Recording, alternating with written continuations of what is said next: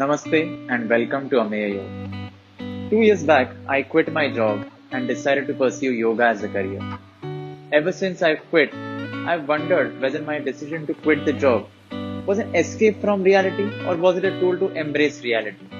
So in today's video, we'll find out just that, whether yoga is a tool to embrace reality or is it a mere escape from reality. Yoga practice consists of three components: asanas or physical postures, pranayam or breath retention, and meditation, which involves contemplation upon the divine. The practice of asanas and pranayam replenishes the body with prana energy. With an increase in energy levels, our perception towards life's events changes. This helps us cope with daily stresses effectively. Meditation, on the other hand, is a systematic way of first taking the mind's attention to an object of meditation. Now, this object of meditation can either be a mantra or a deity and ends with letting go of this object of meditation and focusing the mind in a space of nothingness. Now, in this space of nothingness, there is neither any worry related to the future nor any regrets related to the past. The mind is taught to rest in the present moment.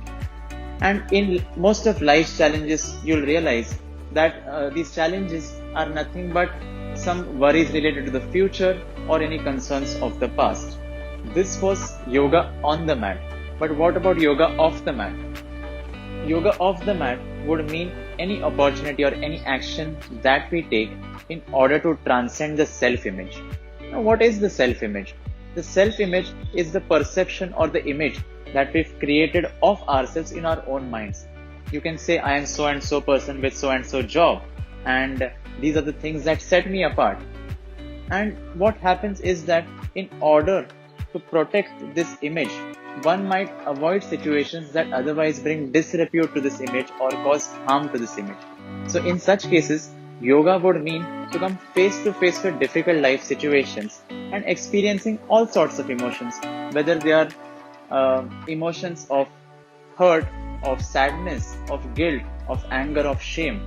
And if you're not taking active part in your life, avoiding difficult situations, then that isn't yoga, that doesn't fit into the definition of yoga, and then it would consider to be an escape from reality.